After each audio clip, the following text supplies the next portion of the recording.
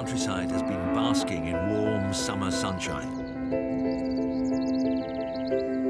But now a gentle breeze brushes the fields of crops,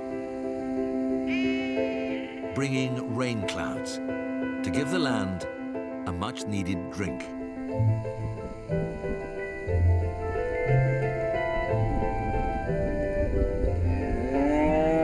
At Skeldale, the weather doesn't stop the calls coming thick and fast. And today, in the pouring rain, Julian has a delicate task to perform. Today I'm going to see a tup, a male sheep, and the farmer suspects that the tup is firing blanks, and so I'm going to do a fertility examination to take a sample of his semen and analyse it to see whether he's fertile or not.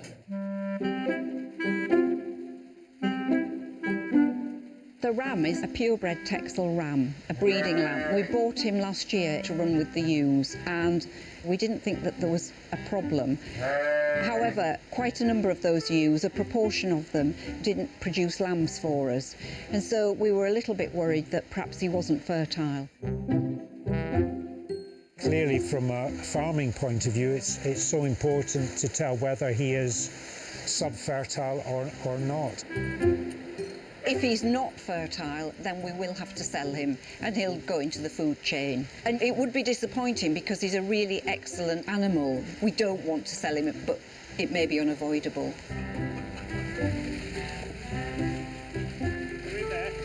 In here. Where is he? Where's the poor fella? We've got them inside for you. Excellent. Have we got any electricity here? The probe itself is battery powered, but I need to look at it down the microscope. One thing that we need is this thing here. This we can warm up to the right temperature so that the sperm sample stays nice and warm. Because if it goes cold, and all the sperm stop moving, and that gives us a false reading. So this is like a hot water bottle for sperm, really. Have you had this done before? We haven't had it done on any run. It's a good idea to do, especially for one where you think there might be problems. To carry out the test, Julian's breaking out the big guns. This is the instrument that we use for persuading the tup to provide a sample. It's an electro-ejaculator, but basically that goes in the rectum of the sheep. It makes a current, and then when I press this magic button here, that persuades the tup to ejaculate, and we'll catch the sample. You can test it by, you need to, ow, that's too powerful. There's no need for dinner and wine in this case, it's just kind of in and go. It doesn't take sheep long to produce a sample. They're not very romantic, and there's certainly no need for foreplay. It's time for Oscar to brace himself.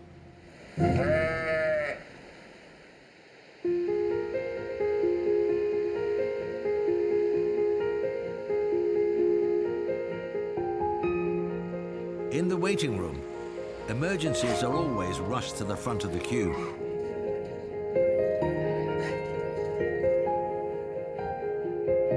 Like Bertie, the spaniel who's been involved in a serious accident. Now, Jeremy, what's happened? It's been knocked over by a car last night. Okay. Right. So he didn't go underneath the car, just kind of got bowled over by it, and he's not really been up on his back legs since, and he's not really showing any signs of wanting to get up. How old is he? About 6 months. About 6 months.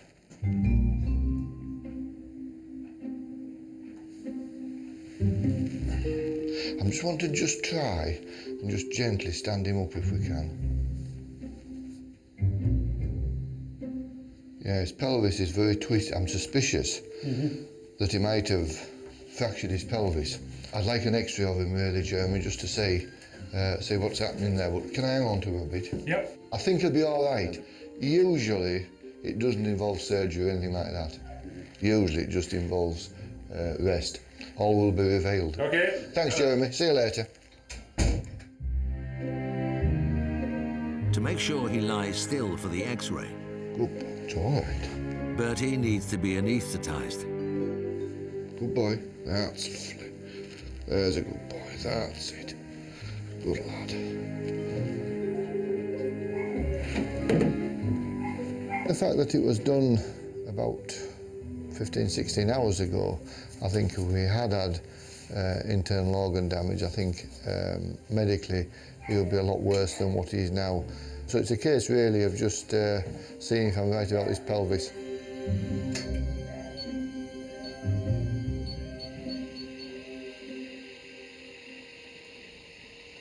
Oh, his pelvic damage is a lot worse than I expected.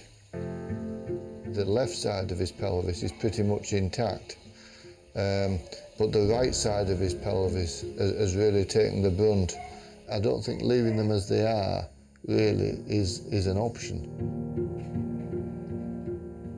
It's very difficult with an X-ray like that to describe to the owner over a telephone, so I want the owner to come in and have a look at that. But there is significant damage there. That's not good.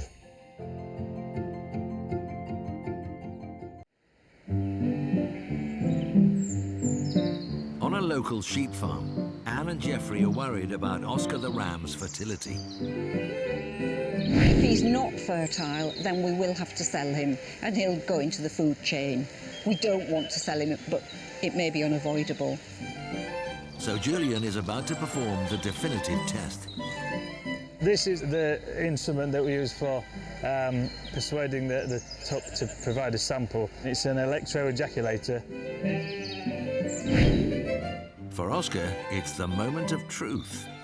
This is where you don't want to slip if someone's bending over in front of you. How are you feeling about this, Oscar? He says, well, everybody's looking at me, but I don't know what's going to happen. So what we'll need is, I need one volunteer to collect it. Geoffrey? It's easy to do, you just have to hold that over the end of his penis. I'll put a test tube in there in a minute, but so that goes in there like that. So, most people look at that and think it's going to vibrate, but it doesn't vibrate actually at all. And there's nothing really subtle about it, it just needs to go in. And then the next thing I need to do is make sure it's switched on to low power to start with. Okay, that's his first one. Good boy. Have we got anything yet? There's something in there. Yeah, that's okay. Yeah, it's not a massive volume, is it? It's really interesting. Every species has a different sort of amount of semen, and something like a bull produces sort of like a couple of mugfuls. And sheep produce tiny volume. That should be enough though, that's fine. Well done, Oscar.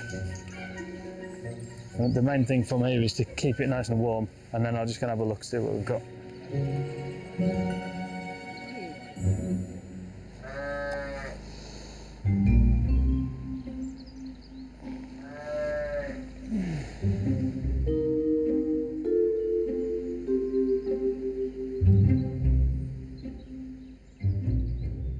That looks quite good so far. Oh, there's plenty of movement there. That's really good actually. This is really excellent actually now. This is classic. He was just not feeling very well or what, I don't know. He just went off the boil, didn't he? So Julian, now that we know he's got a decent sperm count, if he isn't very interested at topping time, can we come back to you for an aphrodisiac? Well, you maybe just need to get him some more attractive sheep perhaps. Well, I'm very pleased. It's good news. We wanted to keep him. Yes, we only had him for one season, so hopefully he can go on for another 3, 4 or more seasons. Yeah. We've got a really good sample from Oscar. There's excellent motility, the sperm look fantastic, and hopefully he'll go on and produce hundreds more lambs over the next few years to come. He gets to rest up for another few weeks and then he goes in with the ladies. It's an easy life for Oscar.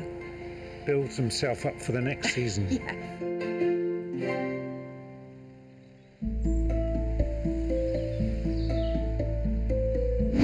Earlier, Bertie the spaniel was brought in as an emergency after being hit by a car. I'm suspicious that he might have fractured his pelvis. But his injuries are far worse than Peter hoped. Oh, the right side of his pelvis has really taken the brunt, and it's quite severely damaged. Now he wants to speak to owner Jeremy. Jeremy, come here. Right, you don't need much imagination. It's smashed there, so it's been caved in there, so basically that hip is just about pressing on his spine. So he's had a massive bash at that angle there. I'm amazed he can stand, to be honest. He's never going to move properly. You can imagine that. If, you know, that's my worry. Yeah. But what I'd like to do is put a plate in to bring that back into alignment. Okay. Very good, sir. I'll look after him. Peter wants to get on with Bertie's surgery as soon as possible. It's a big operation for both of us. On the plus side, it's not involving his hip joint. His hip joint's intact, so that's a good thing. So we've now got to try and stabilise his pelvis so that he can weight bear and that the bone can heal in the position it should be in. It's a tricky job. Peter's drafted in Nurse Kate to help. Right. Want to try and traumatise the muscle bodies as little as possible. Right, there's our hip joint there. That's it. I can feel the fracture site there. That's it, it's there. We had to choose at school whether we did Latin or woodwork, and there was 3 of us that rebelled against academia and did woodwork, and I think woodwork probably taught me quite a bit about future orthopaedic work. Because in some ways it's not too similar. That's it, we're getting there. The problem is you're working against such tremendous muscle pulls which contract after a trauma. Almost. That's it. That marries up to there. I wonder if we can get a plate on there now. This is a plate, a stainless steel plate now that we're going to try and hold the bits of pelvis in position now. What we're going to do is put some screws through and fix one piece, and then before we then bring the other piece into the position that we want it.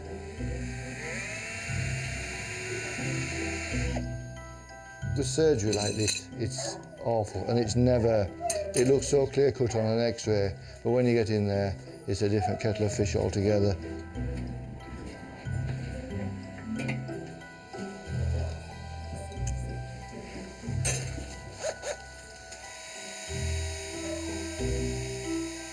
The plates holding Bertie's pelvis together are finally in place. They're always a bit draining, these operations. They're always difficult to do them as well as you can. But Peter won't know how successful he's been until he sees a new X-ray.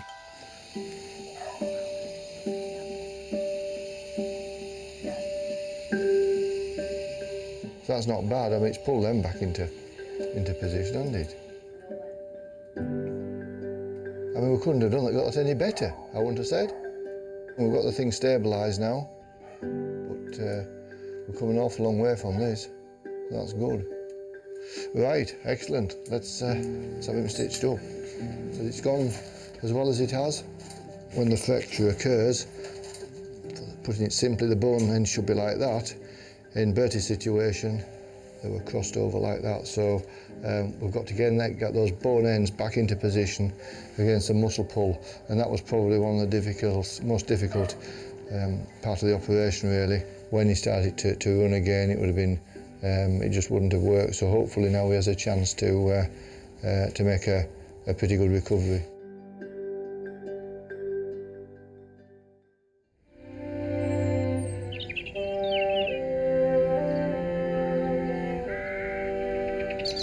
Gentle streams and narrow lanes wind quietly through the Yorkshire countryside.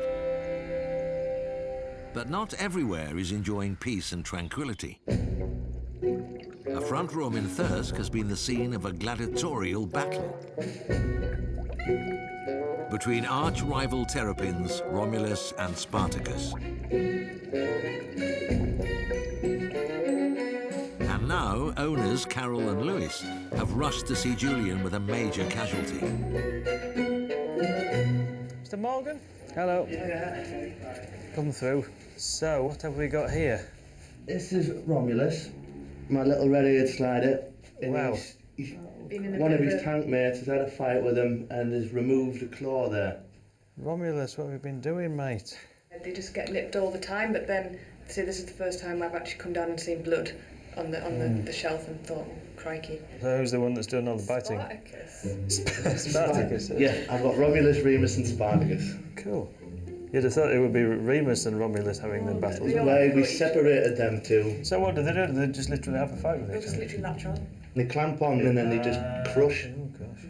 Yeah, you quite often hear a splash and then you'll come in and one of them will be attached to the other one's foot and they'll be swimming around with one stuck to his foot. The Titans have been battling it out, and you can see there should be a claw, and he's actually managed to bite off the whole toe, and I think that's his bone, which makes me just wonder what we can do about it. I think what might be the best thing would be actually to remove that bit of bone and take it flush with the skin so that it doesn't stick out. Yeah. The problem that you've got is if bone's exposed, it really runs the risk of infection getting in. And bone infections in this kind of animal is one of the things that's a big problem, especially when they're in water and so on. But it's how easy it is to anaesthetize a terrapin. Have you ever anaesthetised a terrapin? We don't see so many terrapins, and they're not the most straightforward to do this sort of thing to, but I think I'd be happier if we tried to take it off. Yeah. Right, you come with me then, little Roman turtle. All right, I'll give you a ring when we're done if you leave your telephone. Okay? Thank you. For the staff here, terrapins are a bit of a novelty. They are pretty ugly, really, aren't they? No, I think he's beautiful. Hey. Look at his lovely markings under his chin and his eyes. I think he's really handsome. Can you imagine if you put Mr. Sheen on the bottom of that? It'd be like one of them air hockey things, wouldn't it? So the plan here, this is my anaesthetic combination for Romulus. It's the same combination of anaesthetic that we use for cats, actually, in most cases. So it's something that we're very familiar with. Right then, come on, you rascal. There we go, well done, Romulus. That was fairly easy. After a few minutes, all the fight has gone out of the temperamental terrapin. His arms and legs have gone all droopy, look. That's the sign of a sleepy terrapin, poor boy. Right then, little man, this is going to be hopefully pretty quick.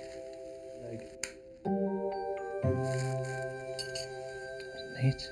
Looks perfect. And now it's flat with the rest of the foot. That should heal perfectly neatly, I think. How is that, old boy? He says, I don't know what's going on. Looks like... There you go, little fella. You go back to bed. Looks like you need it.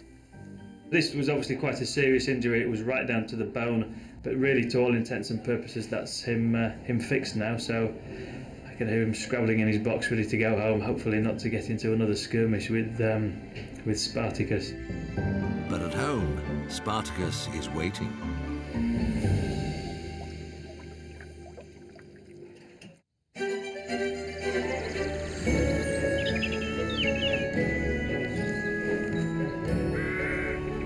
As livestock lays in lush green meadows, hard-working farmers make the most of the warm summer sunshine.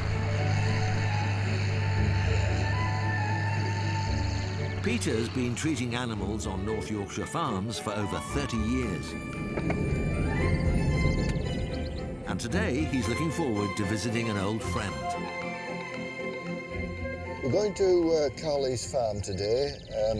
We've got to pregnancy diagnose some cows, one of my favourite jobs. Basically what you're doing, you're palpating the uterus, where the calf is, through the cow's rectum. So there's a little bit of an art in it, and it's quite satisfying to tell the farmer that, yes, your cow's in calf. And if you have a lot of cows that aren't in calf, it's economically devastating to a farm. Morning, Jenny. Morning, Arthur. Morning, Peter. Arthur has 10 cows for Peter to examine. You never quite know what you're going to get.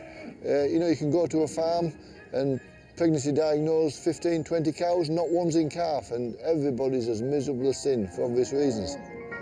Ideally, they'll all be pregnant.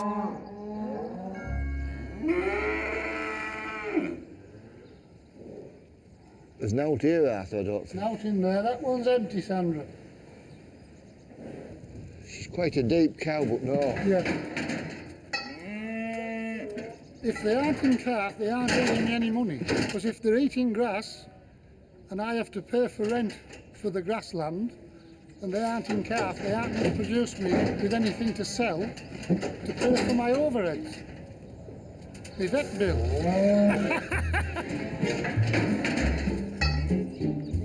The rest of the herd seem to know what's coming. Oh. They're very athletic, these cows.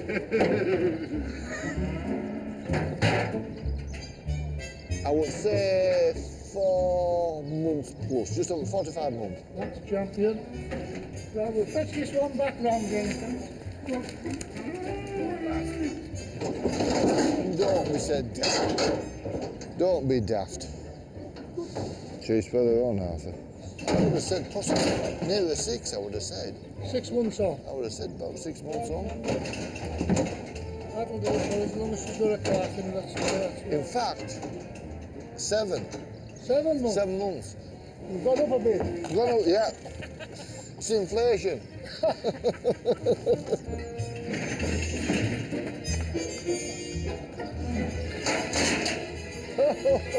This is good fun when it's like this. I like it, it's lovely. This is just perfect for me. Get on. Get on. Yeah, daft. Go on. Go on. Hey. It may look a little chaotic, but it isn't. It isn't. This is just good. Go on. Well done, Arthur. Despite having to deal with reluctant patients, Go on, lass. Go on. Get on. No. Peter has more news for Arthur. Again, 7 months plus. She is about 8 weeks in calf. 7.5, 8 weeks in calf. 8 weeks in calf, Sandra. It's been an extremely good morning. A little bit of argy-bargy with 1 or 2 of our patients, but by and large they behaved themselves very well. They're just young, excitable ladies, that's all, and they don't want to be getting on with life. They just don't want to be standing in a crush with someone's arm up their bottoms. So, it's gone very well, really. The last time we did it a year ago, there was 17 of those wasn't in calf, so that was a real bad deal. There's only 1 that isn't pregnant, so we have 99%. The teacher will be very happy with marks like that, Arthur, wouldn't he? Arthur's going in for his dinner now, and I'm going on to my next job, and everybody goes away happy.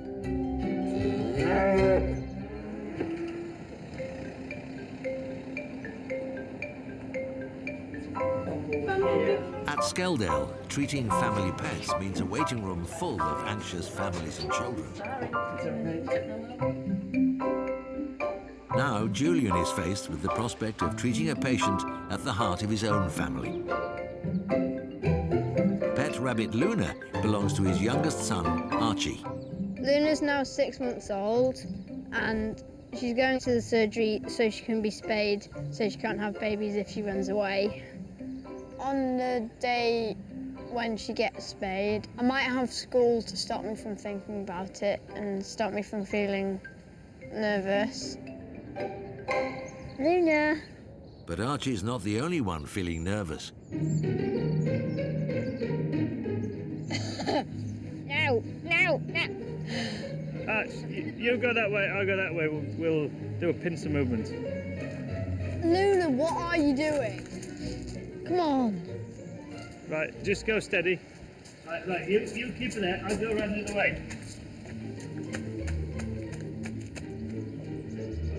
Hey, got it. So will you be worried actually then, do you think, about the operation itself? I don't think I'll be that worried because you're doing it. But Thank you, that's kind.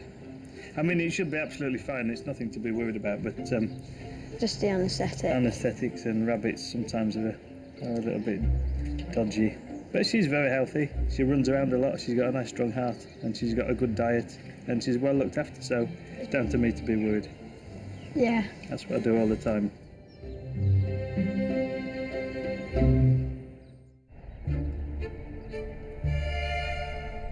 A bit big to be arguing with. At the vets, cleaning and grooming furry faces and ears is part of the daily routine.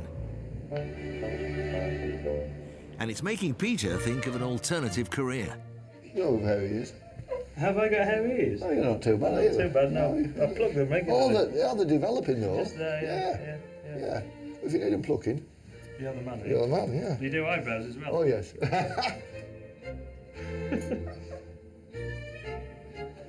You'll be And when you say hairy ears, you don't mean like a poodle's hairy ears. It's not actually hair coming out of the insides, is it? Or is it around the edge? It's around the edge. Well, a bit like a werewolf, really. Yeah.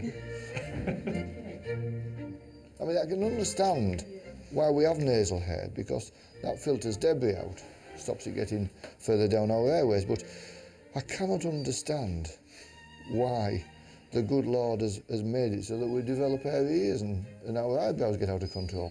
See it? Smooth as a baby's bottom now.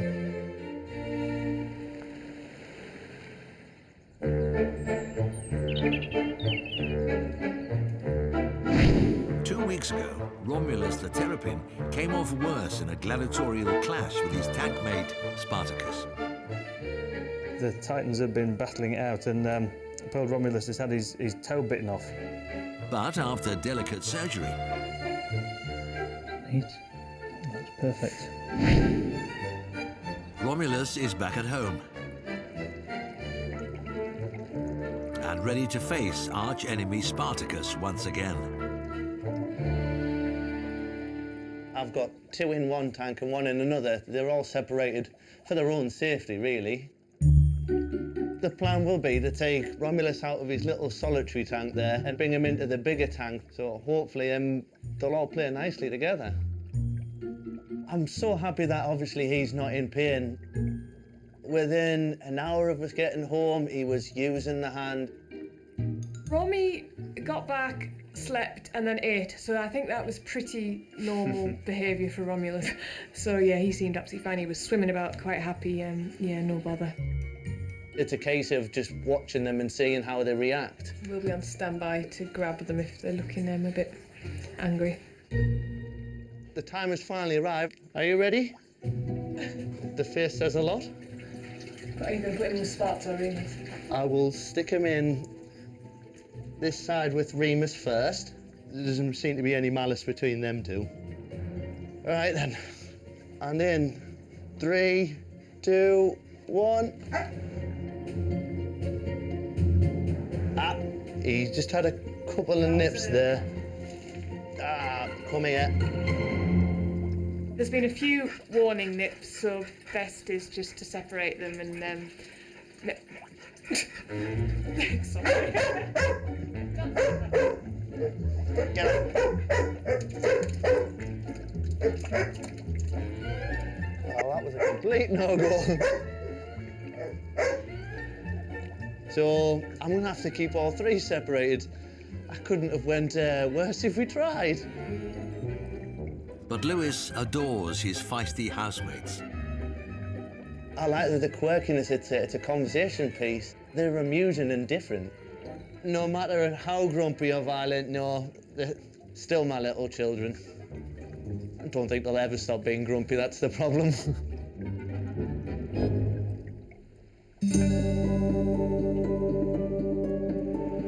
At the surgery, it's the day Julian's son Archie has been dreading. His pet rabbit Luna is due to be spayed. Come on, Luna. Big day today. And Julian is doing the job himself. Right. And say goodbye. Bye, Luna. Make sure she stays alive. It's okay, no pressure there then. No, it should be fine, don't worry.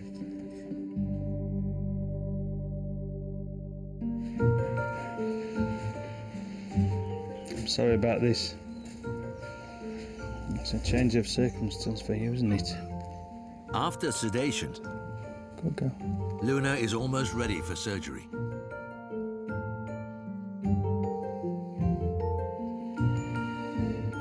Pretty floppy already, that's worked well. Operating on your own animals is always a very strange thing, and the only way to do it really is to try and utterly switch off from it being your own pet, because otherwise you'd never do anything, because it would get extremely stressful. Assisting Julian is Nurse India. I'm feeling a bit nervous actually, because normally my relationship with Luna is revolving around cuddles and playing, and now I've got my fingers right and they're in science, which is not how it should be really with a pet. Here we are there, that's the uterus, and that's the ovary there. I'm slightly shaking, it's a bit peculiar. I don't normally do that, do I? Yeah, there's a lot of pressure. Archie will be waiting for his test. The painstaking operation is almost complete. Tract, there are two uterine horns there, the ovaries at either end, and that's they're the two parts of the uterus where the pregnancies would take effect if she was to be that lucky, but sadly not Luna. Relieved. I'm quite relieved as well. We've been eating a large coffee after this. I've been eating more than a large coffee.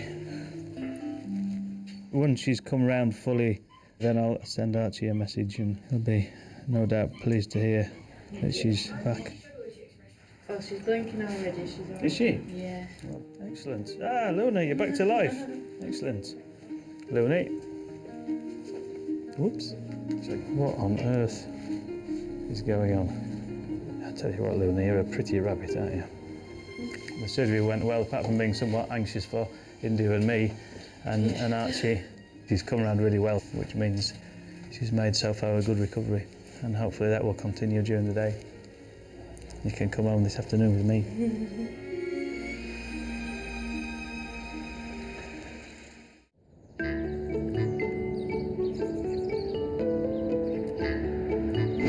Earlier at Skeldale, Julian took on the task of spaying Luna, Archie's pet rabbit. Archie's back, and he can't wait to see her. How are you doing? Archie's come to get you. Archie will be very pleased to have her back at home, I think. I think he's put a brave face on, but I do think he's been a little bit worried today. She does look good, I have to say. Come on, Luna. Come through. Have a look at your rabbit. Here she is. So she's a bit pink, that's why she's been bleeding a bit. There you go. She's done very well. She's been very brave. It feels really good to have Luna back and alive. And, You didn't really think she was going to die, though, did you? no. I was taking a deep breath when I made that first incision, that's for sure. Operating on your own pets, and particularly your son's favourite rabbit, it is a bit pressurised. My wife's a vet, and she completely refused to undertake this procedure on the grounds that the pressure was too much. So I didn't really have much choice. The operation went really well, and I suppose this stage of the day when we're all heading home with, happy rabbit, happy son, and happy father. So that's what we want when it's time to go home at the end of a busy working day.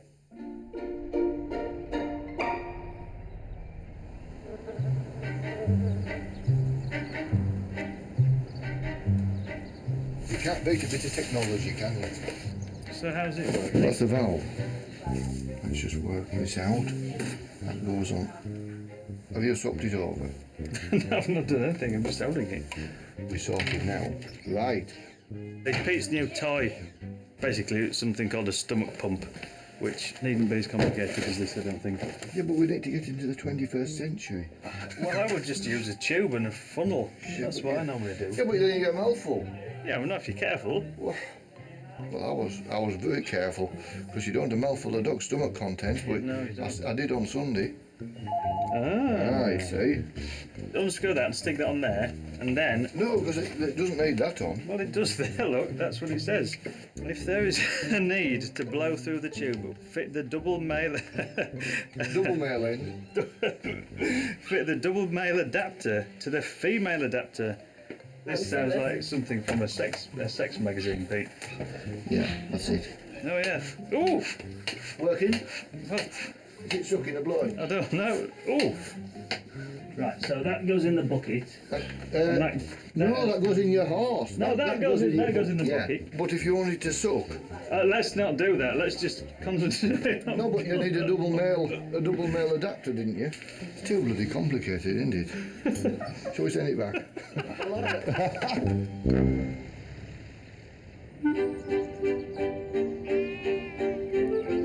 Peter's keen to check up on his puppy patient. Hello, Dorothy. Hello. Well, I was on my way home and I thought I'd just call in. I knew his staples were due out, and I thought, wow. Yes. He's not supposed to be fighting. He's supposed to be crippled. Oh, Bertie. Wow. You're doing well, aren't you? Eh? By crikey. Well, I don't think I'd want to feel like scrapping if I'd had a smashed up pelvis as he's had. I don't know what to say, really. It wasn't quite what I was expecting. I'm just thinking of my poor plate and screws in his pelvis. Oh, wow. That tail never stops wagging, does it? Never stops. Peter just needs to whip out Bertie's staples. You've got a good range of movement there. It's looking very good. Oh, you softy. You want a tummy rub? He's one of the nicest dogs you could meet.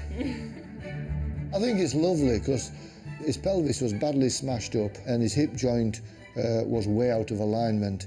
It's still very early stages and he has lost some muscle off that thigh, but as he continues to use it, then that's going to come back. To be honest, this is what makes the job worthwhile, really. When you see results like this, it's just lovely. And I suppose the added bonus for me, he's such a nice chap. Yeah. If he'd wanted to tear my throat out, I'd have still thought, well, that job's going well, but it wouldn't be quite the same. Right, very good. Well, I'll leave you in peace, and let me know how he's going on. If any problems, give me a shout. But gradually, should just straighten up now and straighten up. Yeah. Well, thank you very much. See ya. I was shocked really when Jeremy rang me and told me that Peter had asked him back in to show him the x-rays and how badly damaged he was. You were just thinking, oh my gosh, are they going to have to amputate a leg? Is he going to actually make a full recovery at all, or is he going to be lame all the rest of his life? Or you don't know what's going to happen. But no, he's made a great recovery.